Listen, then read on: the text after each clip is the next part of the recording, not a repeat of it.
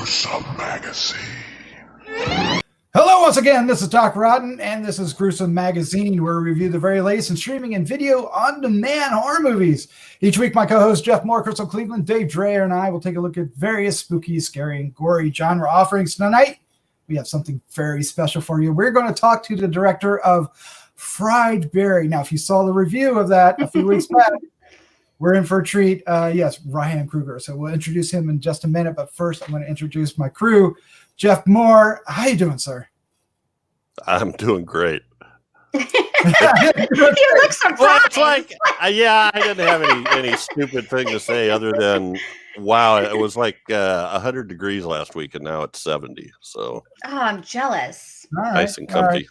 Nice weather report from Gruesome Magazine. All right. Also joining us. It's been a while, you know. Hi. Crystal Cleveland. It's really scary when you see Crystal Cleveland and you hear Jeff's voice. That's not what we want, but Crystal Cleveland. It would work for some people. I think it might work for some of the audience of Fried Berry, for sure. It might. Speaking of which, who's that behind you? Fried Berry. Actually, Gary Green, the actor who plays Fried Berry. This is him in his role. I don't really know what he looks like outside of his role. He may look just like this. I have no idea. I really don't know. Yeah, well, and that's really cool because we have the person that can kind of help us out with that. And I'm talking about Ryan Kruger. Ryan Kruger, how you doing, sir? I'm well, thank you. And yourself? Doing great. Just for those, seeing you for the first time, we're all in the States, so share with us where you are located in the world. So I'm in Cape Town, South Africa. It's winter here, so it's actually quite cold. Oh, wow. Yes. Oh, that's a trip. So, and what a great name, by the way, Kruger. That's awesome. I mean, I know it's spelled differently, but it's brilliant. What is the film community like down there? South Africa is basically we're more of a service country for all the overseas films, like American and English stuff that gets shot here. So, but the actual South African industry, it's still small, but it's grown bigger and bigger. And I mean, even over the last 8 years, it's become so much bigger. It's been busy growing, definitely. Yeah, there's a few that we've reviewed. I think The Dead. Does that sound familiar? No. I'm not sure. There was one I was trying to find, but I can't remember the title, but it was the one about the babies and the nun. No, you remember that? Yeah, we're just going to throw obscure shit at you, Ryan. Just throw it off your game. He's getting stressed out. He's breaking out hives. He's like, no. What are you doing? No. All right. Well, we want to tell us a little bit about Fried Berry and its origins, because it started off as a short film, right? Yeah. So originally in 2017, I made a short experimental movie called Fried Berry, and it was a standalone short film. Hardly any story. It was just about a drug addict in an abandoned building, off his head on drugs for his highs and lows, and that's it. But we sent it to a lot of festivals, and literally went to, I think it was about 50, 59, 60 official selections around the world. And then we had about, I think we picked up about 13 awards. And from that short film, randomly, we started getting all this fan art from all around the world. So I think people loved that Fried Berry character and just started doing these sketches, and people started tagging me in them and sending it to me. So it just it's hard to explain. People just started drawing these pictures of Barry, and there was never ever a plan to actually shoot a feature film ever. It was just I knew I was onto something there, but I was just looking at it as that's that project, and it kind of did well, and then that was it. But for me in my career and where I was, because I decided to shoot 8 experimental films over 4 years, which I'm still doing now. And it just happened to be that Fried Berry was the first experimental short that I did. And I'm still I'm still shooting a few more, and then I'll be done. But yeah, so Fried Barry was the first. And as I said, there was just never, ever a plan. And the reason why I started making these experimental films was purely because as a music video director here in South Africa, I'm, known for being a music video director. But it was just, even though I do my own concepts with the music videos, I'm still in a box in a sense of that I have to look at the band and the style of the music, and I have to be able to get it on TV and all that stuff. So that's why I decided to do these experimentals where there's no rules. I can do what I want. But at this time in my life, I went through, which is 4 years ago, I went through a bit of a crazy hard time where I had something wrong with my kidney. I had an operation. I nearly died of sepsis. I broke up with a girl at the time. My cat got cancer and they wanted to put him down. I went into depression, and I just went into this deep hole of depression.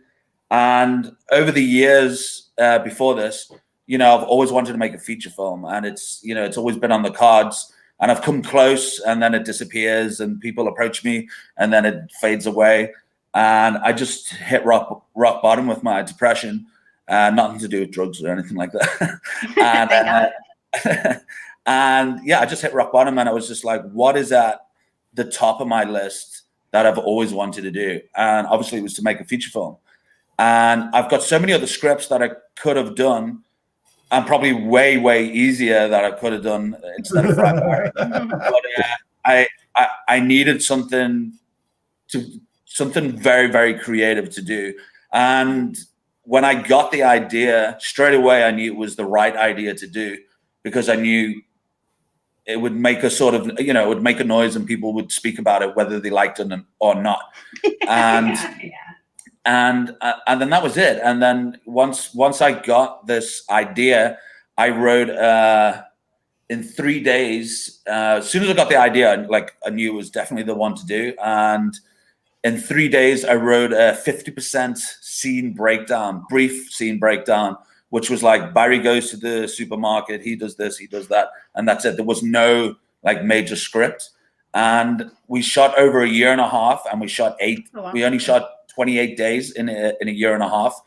And as time went on, and as we were shooting, the movie developed as we were doing it. But there was a hell of a lot of planning that went into it. And at the same time, so 95% of the movie is improv, with all the actors working on set and improv. The only person that wasn't improving was Gary Green, playing Fried Barry, because Gary is not a trained actor.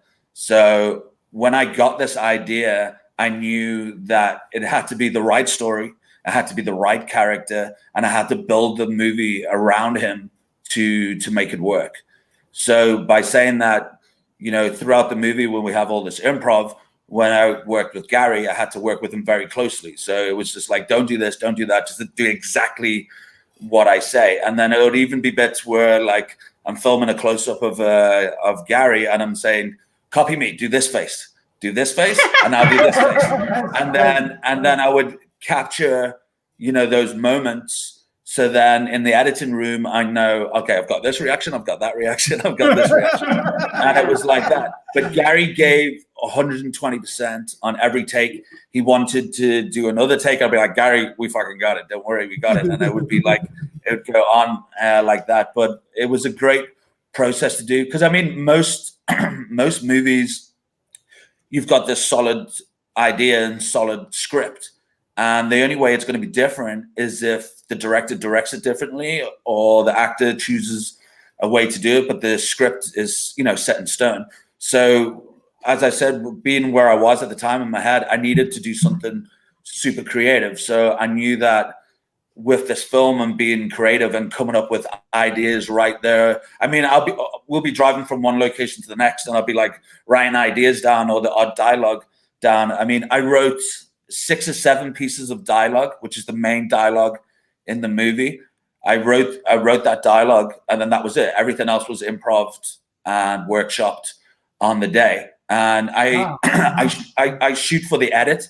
So I don't waste my time. Of course. Yes. I don't waste my time, looking, over covering a scene, because sometimes it's just like, this is it. This is all we need. And we don't need to, because I think some directors, just in case, they want to over fucking cover everything. And then and that's hours. That's it's going to take up, a lot of the time. So I think the best directors know what they're looking for. And even I've heard one director say that he can do it just by listening to the scene. He can totally tell, oh, that's it. That's the one. That's what I got. Yeah. Yeah. And but it's one of those things. It doesn't need to be complicated. And this is a difference where a director will sit down with an editor, and some directors don't, and they just go, make that look nice. But let's say if I'm the director and I've overshot a scene, now an editor could get that and go, well, fuck, I'm going to have to use all this footage because they must have shot it for a reason. You know what I mean? Mm-hmm. So sometimes you don't need all those angles. You don't need to go, okay, he's picking up a pen, so we've got the pen. He looks at the door. You know what I mean? You don't need all those scenes. So sometimes it just needs to be simple, and you don't need to overcover, depending on what it is. Sometimes you don't even need a cut to the reaction sometimes, So was Gary also in the short? Was he cast in the short? Was he Fried Barry originally? Yeah. And that's why I said I had to have Gary, but I knew it had to be the right film and it had to be the right story.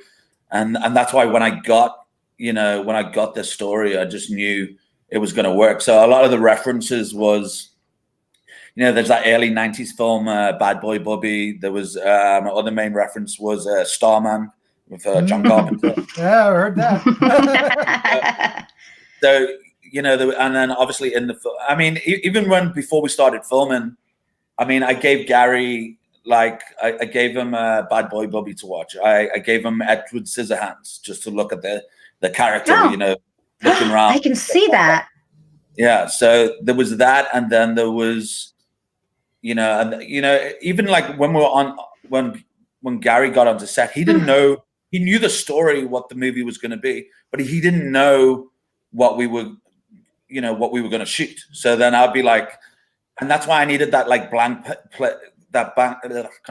that blank page every single day, that clean slate, so he wouldn't overthink anything and he wouldn't think about certain things. It was just like, this is what we're going to do. And it was only when he was on set, I'll be like, okay, this is what we're going to do. The only thing I said to Gary beforehand was, this is the story, and I needed to ask you like one thing. And straight away he says, I will not be naked. I will not be naked. And I was like, I kind of do need you naked, but you're not going to see your bits. We'll get a prosthetic dick, Crystal. It was a prosthetic dick. And you're not going to see the real thing. Or maybe it wasn't a prosthetic. Maybe I'll just say that. Or maybe Barry just walked. Then how are you going to send it in the post? Off, and then we can send it. I'm getting an echo. I think it is. Man. Right, I think your volume needs to turn down just a little bit. Oh, sorry. All right, there you go. So I really want to know about the locations that you have, because they are so seedy. So tell us about where you shot, and are those real areas? Did you dress them, or what the hell's going on here, dude?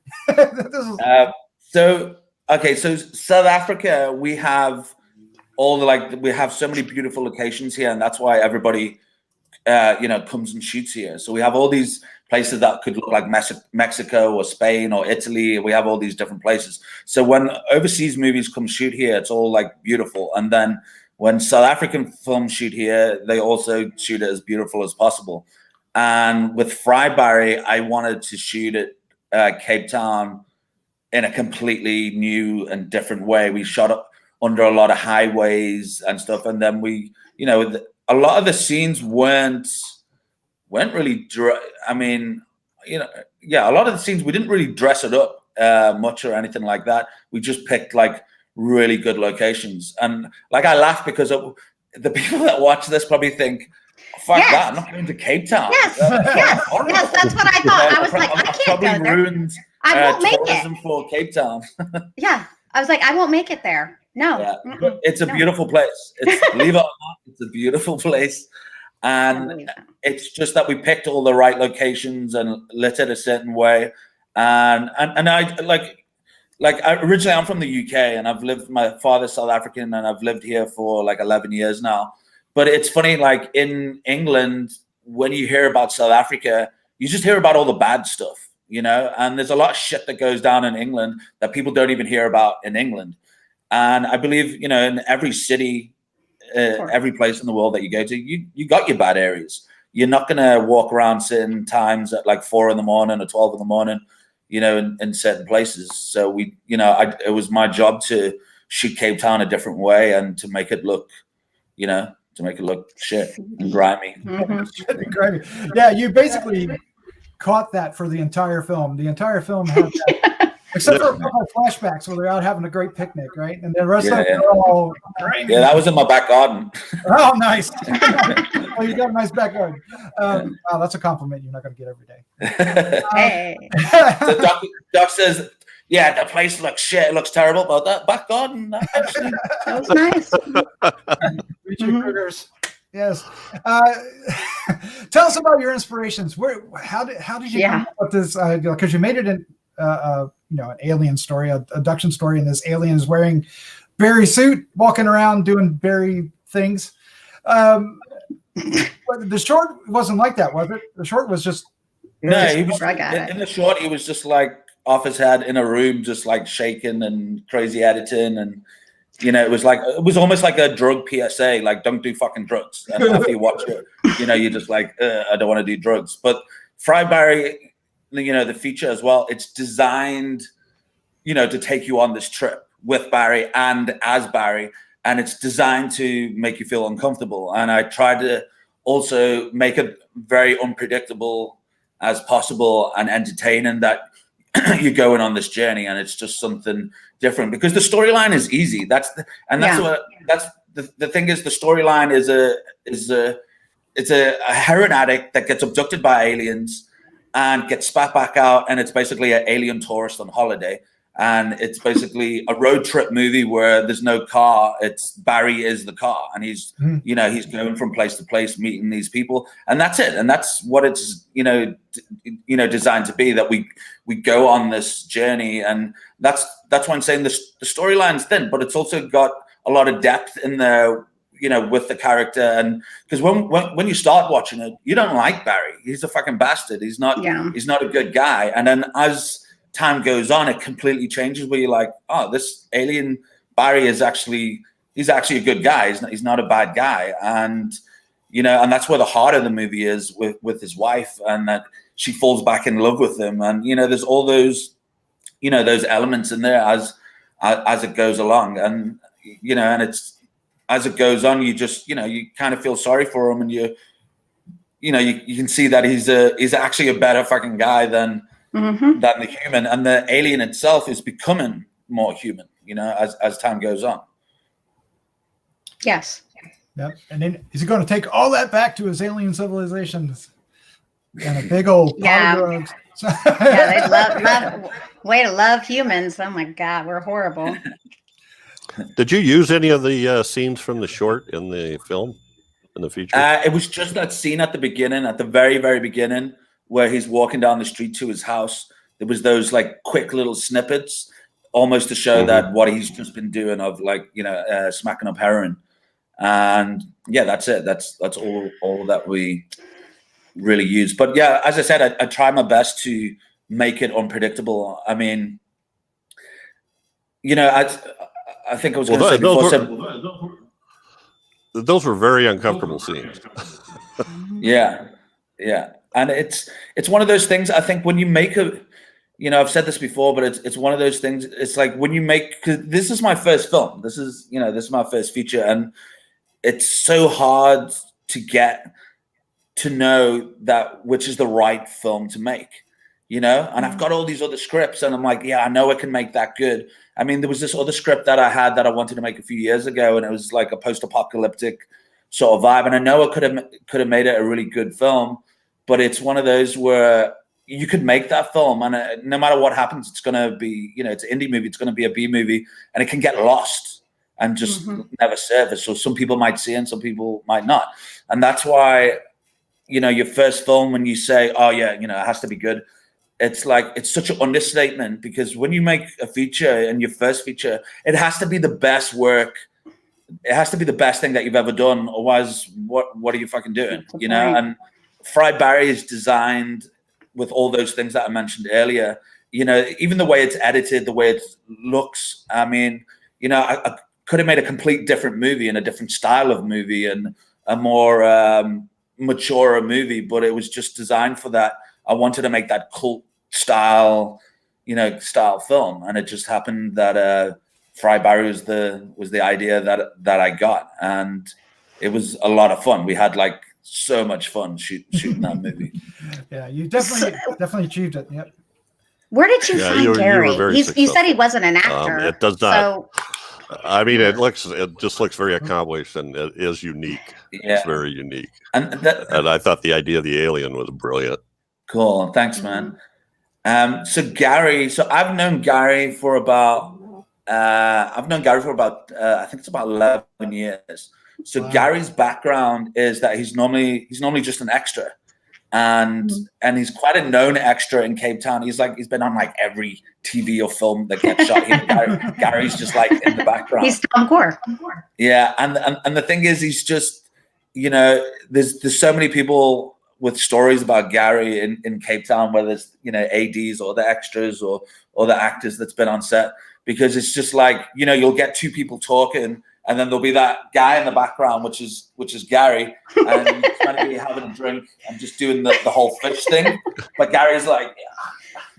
And he's just over the top. And so everyone's like, who the fuck is that? Like, oh, let's fucking swap him out. And the thing is with that is that he just wants to be seen. He just wants to be noticed. And I'm happy that, over the past 10, 11 years that I've worked with him, he's done a lot of extra work in my stuff, and then he got more featured parts, and then his biggest part that he did was the short, and it's cool, man. He hung in there for 11 years working with me, and his parts got like bigger and bigger. But the first day of shooting, it was like I said to Gary that you're not here by mistake. You're meant to be here, and you're gonna do great, and you mustn't feel intimidated by all these other known actors, from South Africa that's in the movie and stuff like that. And it's like, you're meant to be here. And I promise you, if you listen to me, people are going to love you. And you're going to do fucking amazing. Great. Amazing. I don't think the movie wouldn't be the same without him. No, he exactly. made the movie. Absolutely. Absolutely. And that's the thing. And that's why it had to be the right story and the right concept and build the movie around him to make it work. So that's when I knew it's fine, because I couldn't give him a lot of dialogue. So all these things became, a thing where I can't give him a lot of dialogue. I've got to establish him at the beginning where he's this character. And then I've got to establish when he's an alien and he's completely different. So, once I got that down, I knew, I could have a lot of fun. And all his dialogue within the movie is when he's mimicking somebody. So like when the girl says, hey, come back to my place, he'll go, my place. No, my place is down the road. Yeah. And he's like, yeah. Yeah. So he just picks the odd word, and it seems like it works. But a lot of the mimicking, but it's almost like on a second watch, you'll get like the DJ, and the DJ will be like, make some noise, woo. And he'll shout. And then when he's fucking the girl in the flat after make noise, woo. Like make some noise, and then it's that constant woo. So every time he has sex after that, he's like woo all the time. So it's all that like mimicking, and the dialogue delivery for that. I wasn't worried about it, because I'm like, he's a fucking alien. So even if he does mimic this person and it's a bit weird, it's fine. It doesn't matter, because he's an alien, so it's fine. It should be weird. It should be weird. So everything just gelled and worked together to make this film work. Did he almost die laughing during the grocery store scene? Because I rewatched it and I was looking at him, and it looks like he's about to laugh. Actually, no, not the cheese guy. James C. Williamson, who is actually my producer for Fried Barry, he was actually the cheese guy. So we were actually when we were doing his close-ups, James he was like constantly, I think we got a few quite funny like outtakes of James doing the whole cheese thing and smiling and moving his head around and stuff like that. So I guess he was emitting some pheromones to get everybody all horny because that girl, what was going on with that girl? So it's almost like this alien hormonal essence. It was the black goo. It was the black goo. Ew. The black goo. Yeah. Oh, the black goo. Baby berry. How did you come up with baby berry? Oh my God. And that was the thing. So when we filmed the sex worker, and I think that was the first or second week of shooting. So when he had sex with the sex worker and they had the baby, we wrapped her straight away after that scene. I was like, cool, that's done. And then it was only halfway through. I was like, oh my God, I got this idea. Like we have to bring the sex worker back. Yes. And the producer's like, why? And it's like, dude, we can have baby Barry and he's just grown up like so quick in like a day. And it's just this like man baby. So it's just like, it's so random, but it was weird. So funny because in that scene before, he knocks the guy out and then he falls back, and then the next shot after that is the POV. So we know that Barry's knocked out, and normally in films, you see that POV where they're trying to focus and to see what they're going to see. But then we see Barry, but he looks a bit different, and we're like, oh, hang on, whose POV is this? And then it's just like, he has his line where he says like, "Mommy, look," and then it's just this like weird man baby, and he wants his milky milk, and he wants his, all that, and that was it. And fuck that, when we shot that, we couldn't stop laughing. Oh my God, we could not. I think on the first take when Gary turned and he points at the fish tank and he's like, "Fishies," and he says fishies, I think the camera just shook. We all couldn't stop laughing. It's hard not to laugh. So Gary actually plays three characters. Yeah. So it's yeah. Gary, Alien Gary, and Baby Gary. Yeah, exactly. And but I actually love that Baby Barry character. I think he's and you can see he had a lot of fun doing that. I spent so long voice noting him saying, "Okay, no, it's got to sound like this," and then he would send me a voice note back. And then it would, like, at one point it sounded like Mr. Bean, and I'm like, no. And it was just like back and forth. But yeah, it was a funny, cool, weird, random scene. And I mean, even at the end, like when he goes up, I was just like, shit. If we get time, I want to get that shot of Baby Barry, in the window watching his dad go up to the spaceship, Let us know. What are you going to do? Okay, well, I want to ask you about what you're going to do next, but before I do, the reception for Fried Barry has been, at least internally here, remarkable. How has it been everywhere else? I know that you did well at Fantasia.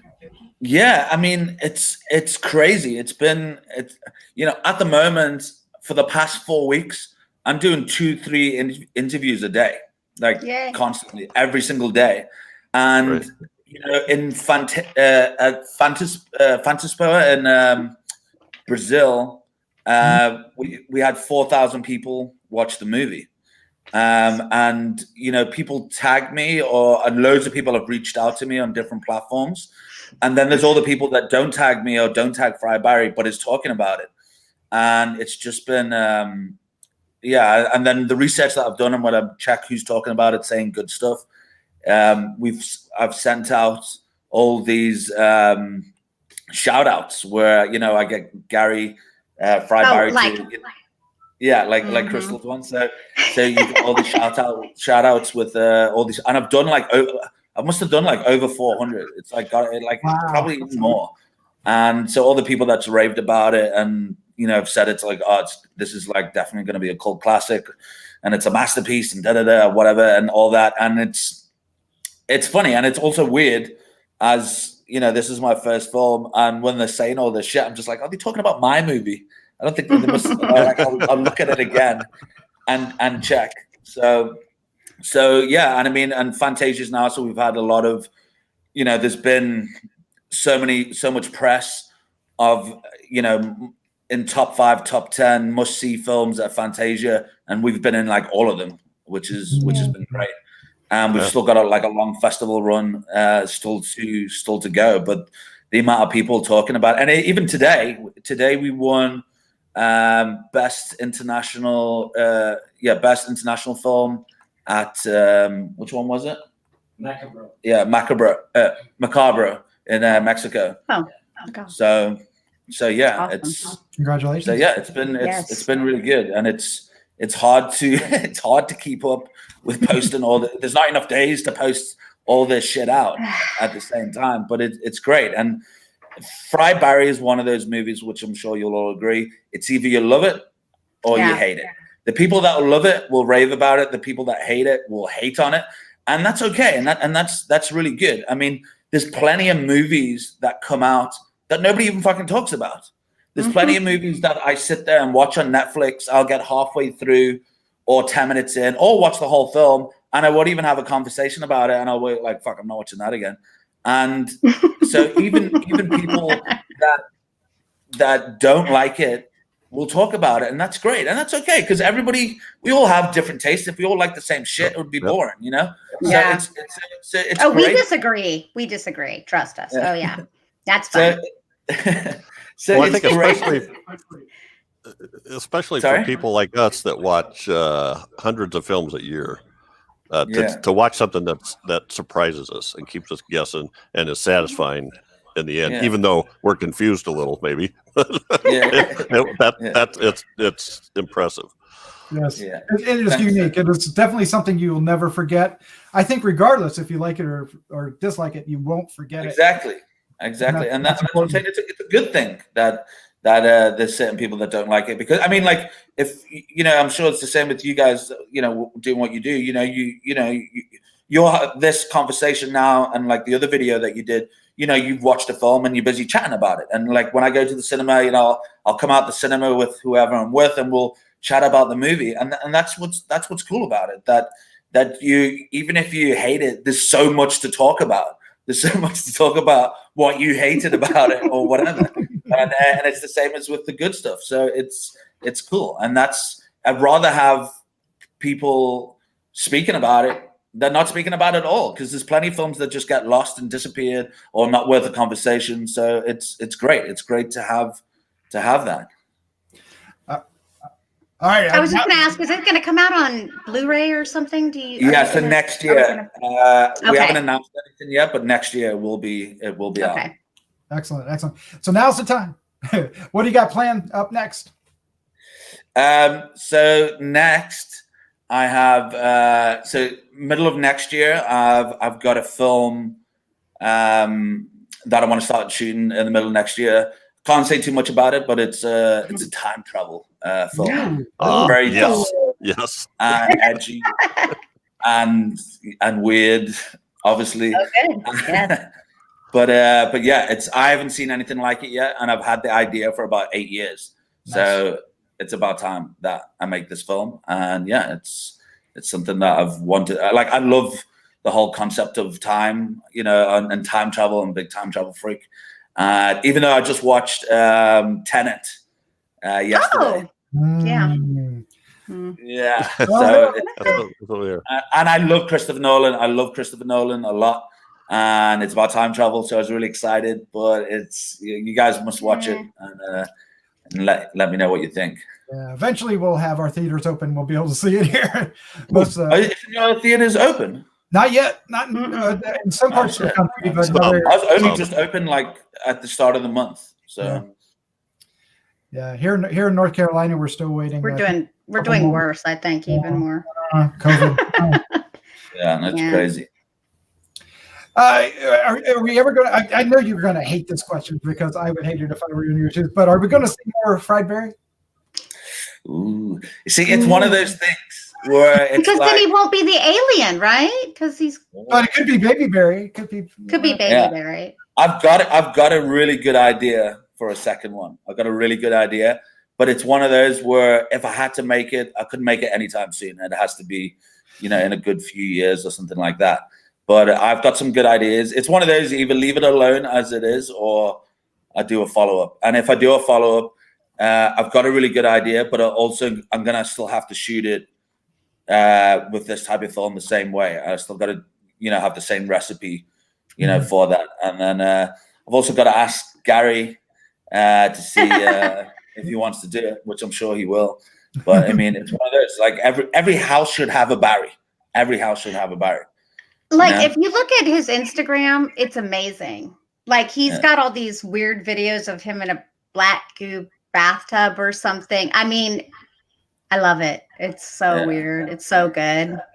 Yeah, every house should have a Friar Barry, and I've got my own Friar Barry, and he just does this all day. Oh wait. Oh, wait a second. Oh my God. and he just does that. He just does that all day. Every house should have. He does it all day. Oh, Look, I'll even go back to him. He's still doing it. Let's all wait now. Oh my God. You go, Gary. Oh, we love you, Gary. Yeah, you really love, like you two being together. You really worked well together, and I think you both are equally perfect for each other because he's brilliant. But look at you, how you directed him. I mean, it proves that a good director can bring whatever forth. And I'm so happy for Gary. Like he worked super hard and he deserves it. Yeah, and I'm so happy he won that award in Brazil for Best Actor. So it's great. I mean, he's got such a great success story, starting from being an extra, and then you'll get all these other extras now in Cape Town going, maybe I will be the next and that's the thing, and I think it's a really cool, because Gary used to get annoyed about the extra thing, and I'm like, no, Gary, I said that's a good story. People love to hear a good story, and it's better than a normal story where like, oh yeah, I did this and I did that, and then I got the part, and I was like, no, you've got an amazing story. Like, don't be ashamed of it. It's a fucking good story, and it's and look where you are now. It's amazing, and he's such a humble guy, and he's still just looking around. But yeah, he's such a nice guy, Yeah, it's such a great physical performance as well. See if he'll tell us. Did he hurt himself? Oh yeah. No. Okay, so he is in amazing shape. I'm just saying he's in amazing shape because it's such a physical role. Got a fan here, Frank Barry. I'll get his number. I love him. I'll get his number. like at first I was like, why are all these ladies attracted to him? And then now I'm like, kind of, there's something about it. He's fucking ripped. Like ripped. Yeah. Oh yeah. And that's true too. Gary's hobby is he runs a lot, so he does all this like long distance running, and he beats all these guys that are like in the early 20s and everything. He just fucking runs. It's like Forrest Gump, just like run for it. He just runs. He just like runs the whole time, and he comes first, second, and third like loads of times. Like it's crazy. Well, you could tell his tan from when he's on the street walking. I mean, honestly, that kind of blew me through. Got a bit of No, I just think he's very talented. His little tan stripes. It's a director's job to make the actor look good, and you made him look good. There's something about him. There is something about him. There is. You know how I could have got the most famous actor in South Africa to play this part, and it wouldn't work. This part was made for Gary, and nobody could have done a better job than Gary. And he is the way he is, and he has that look, and that's what I love about him. And he has that presence, and that's why he's perfect. That's why he's perfect. For the movie. Well, he has no inhibitions either, does he? Sorry, I just get like what a role. Like, because I think about it as an actor, and I'm like, there's a lot. Like I don't have very many walls, but even I look at that and I go, God, that is impressive. It really is, because you have to just let all your inhibitions go and just kind of be free. But that's why I didn't want to. I didn't, not that there was a script, but I didn't want to tell him anything until we were doing it. So he couldn't overthink anything. And I had that clean slate, and I just said, just do exactly what I say. Nothing else. Don't improvise. Nothing. Just do exactly what I say. And that's why there'd be, those shots where I'm like, copy my face, do this, do this, do this, and I'd get all those different, reactions and everything that I needed. The dance scene was great too. Yeah. Did you have to show him the move? Yeah. I mean, I remember sitting there and Gary was like sweating the whole time. So I just had this like tissue on Gary's face the whole time. He was like sweating, but it was a lot of energy. It was a lot of energy to like move around. And we're moving around the crowd. And that place we were shooting as well gets like super hot. It's very like humid inside that room. Well, Ryan, thank you for joining us. This was a fantastic discussion. You are a great guy. I can't wait to see what you're doing next, and tell Gary the same. Yes. Good luck with everything. Congratulations on your film and being so well received and winning all the awards. And it certainly left an impression on us. Good job. I can't wait till I can tell people to go get it. Yes. Everyone's like, where can I see it? Well, soon. We still got to the end of the year, so there's going to be a lot more festivals still to come. Some in same countries and same places again. So, just at different festivals. But thank you so much, guys, for having me. I really, really appreciate it. And as I said, I loved watching, the other video with you guys talking about Fried Barry. It was really fun to watch. So I'm happy that you guys enjoyed it and thought it was weird and you thought it was cool. And, we love it. And all those things that you said. So but thank you very much for having me, and I really thanks for making appreciate the support. Thank you. Thank you very much. All right. Cool, well, guys. That's our show for tonight. Thank you, Ryan, for joining me. Crystal, Jeff, thank you as well. And with that, let's all say good night. Good night. Good night. Cheers, thanks, guys.